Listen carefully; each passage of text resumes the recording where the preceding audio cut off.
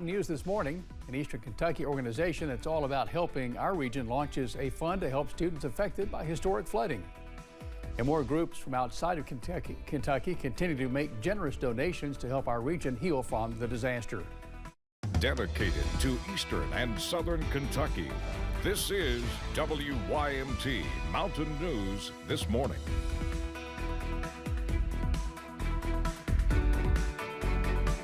And here we are, Thursday, August 18th, 2022. I'm Jim Freeman, glad you're along. And Paige Noel is here at 6:32. Paige, good morning. What are we up against weather-wise today? Good morning. Still dealing with that dense fog, cooler temperatures. It's a beautiful day. Pick of the week. Today is the day. If you want to get outside and do anything, definitely recommend doing so before those rain and storms start to increase. But we are still dealing with that dense fog throughout those morning hours. Be careful as you're stepping out the door. The sun's starting to rise ever so slowly, but you can barely see the restaurants in the distance here at WYMT. It's 61 degrees right now, dew point near 59. That's comfortable out there. Visibility at about 5 miles. This map says 0. I think it depends on where you are, as we are seeing some dense fog from Hazard to parts of Knott County, then all the way up towards Johnson, Martin, especially in parts of Pike and Letcher County, right on that Letcher County to Wise County line, so Kentucky to Virginia, and then down towards parts of Whitley County into parts of Campbell County, right there between Kentucky and Tennessee. 62 right now, though, Manchester to a nice 57 Monticello, 59 Jacksboro to 61 in Middlesboro, 57 Jonesville to 61 here in Hazard as you're stepping out the door here in the next little bit. Dew points making all the difference, upper 50s to lower 60s. That's pretty comfortable out there. Enjoy it because we are going to see that humidity really start to increase. A lot of kids headed back to school today. That bus stop forecast, we're in those lower 60s with some patchy fog this morning. Sunny afternoon, highs near about 80 degrees. You want to get out this evening as well before those rain and storms arrive. I'll have the latest track on that coming up. Okay, Paige, thank you. 3 weeks ago, lives were turned upside down after one of the worst natural disasters in Kentucky's history. A Letcher County man's livelihood was destroyed in just a few hours as floodwaters ripped through his art studio. 88-year-old Doug Adams had just retired this year as a high school art teacher. He was ready to enjoy life in the studio, but now his paintings are sitting in trash bags outside.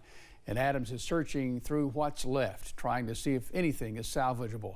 He says he was in disbelief when he got to the studio 3 days after the flood, seeing his artwork tossed around the room. I was hoping that it was still water if it got in there, but it was turmoil. It was water like under pressure. Though his studio is gone, his art is displayed throughout Whitesburg, including at John Pellegrin's gallery downtown. As flood cleanup efforts continue, some communities are planning for the next phase of progress. In Floyd County, organizers say that may only require more of what they've already been seeing. Community members willing to answer the call.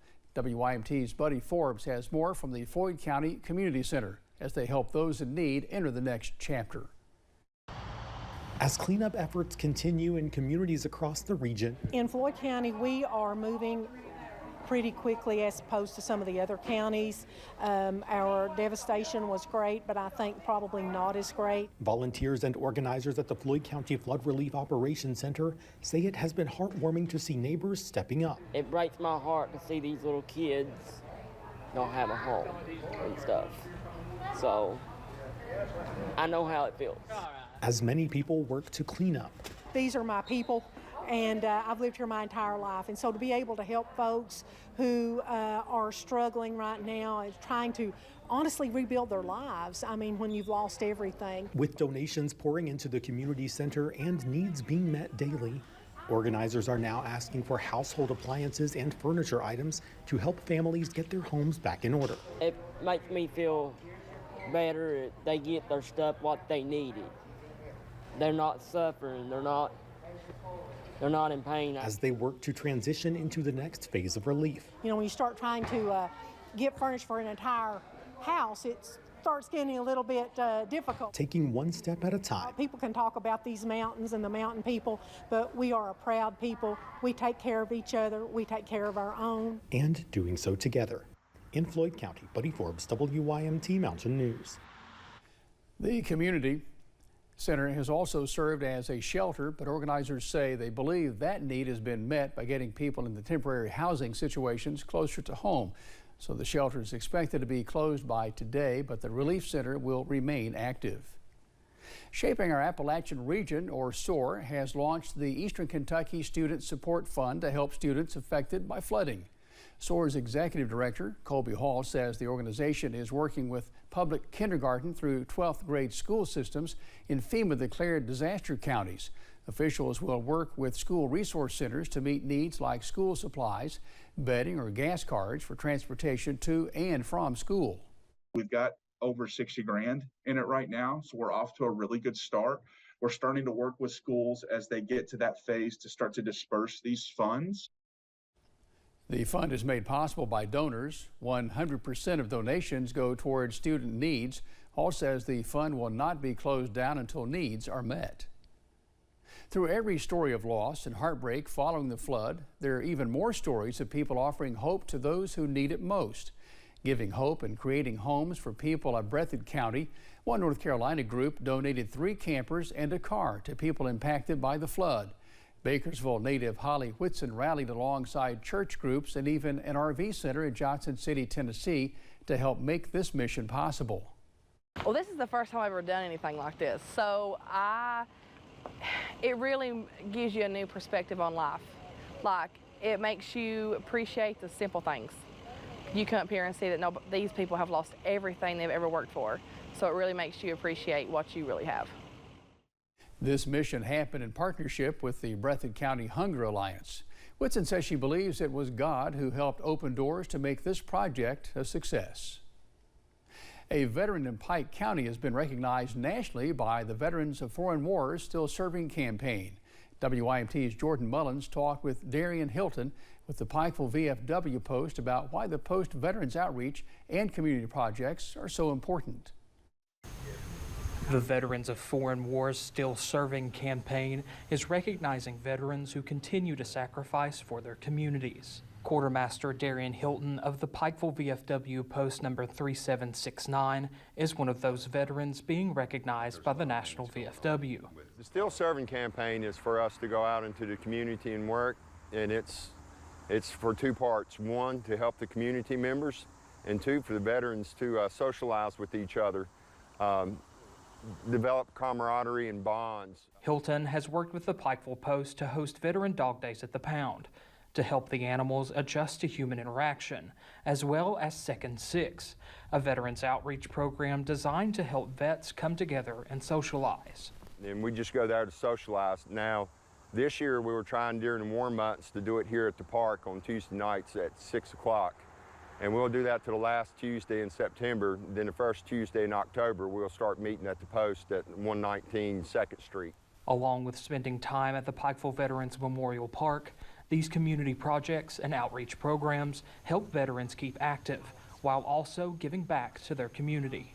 Most of our time is spent talking about families, communities, current events, and things of that nature. It just gives us a chance to be around veterans, act like a veteran, and do community projects. Helping bring vets together to join the VFW, DAV, or other veteran service organizations. If a veteran can join my organization, fine. If they want to go to another organization, that's fine too. But as veterans, we can come together and we can help each other. And we can help our community. Those who once served the nation are still serving their local communities, coming together for fellowship, representation, and to help their fellow veterans. In Pikeville, Jordan Mullins, WYMT Mountain News. Thanks, Jordan. VFW national officials say veterans volunteer 25% more time, are 17% more likely to make a monetary donation, and 30% more likely to participate in local organizations. VFW National Commander William Smits says these men and women exemplify the best of America. The Kentucky State Fair kicks off today. Crews have been setting up booths and carnival rides the last few days. The fair runs through August 28th at the Expo Center in Louisville. American Idol winner and Eastern Kentucky native Noah Thompson will perform next Wednesday. Tickets start at $10. Kentucky State Parks has launched a photo contest encouraging visitors to capture some of the best parts of their stay. Kentucky Department of Parks Commissioner Russ Meyer said in a statement the contest aims to attract more travelers and showcase these, quote, places of beauty from scenic mountain views to tranquil beaches. Photos can be entered in several categories and will be judged on factors including originality and artistic composition. Photo submissions can be made through October 31st, and winners will be announced in December.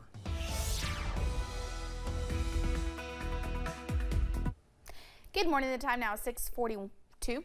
42. I'm correct on that. Time to get a look at your forecast. We're seeing that dense fog. I think it's a beautiful sunrise. I don't think we can quite see it here on that UVA-wise camera. It's 57 degrees there. A little bit on that cooler side, but yeah, visibility there at 0 miles. Dew points at 57 as well.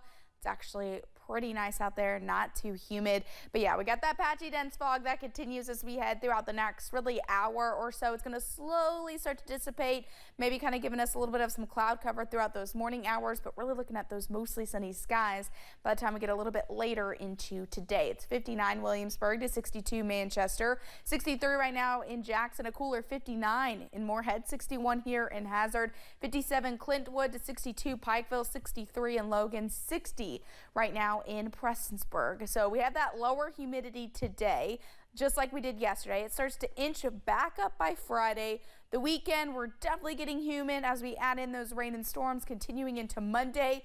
Cooling off and seeing more of those pleasant dew points return by Tuesday into Wednesday. Got to get through the humidity, the heat, and those rain chances throughout the weekend and into your Monday. I'll break down the timing of that coming up. Thanks, Paige, and thank you for joining us. The time is 6:44. Still to come on Mountain News this morning. There's good news for those looking to get vaccinated against the monkeypox virus. That's on the way next.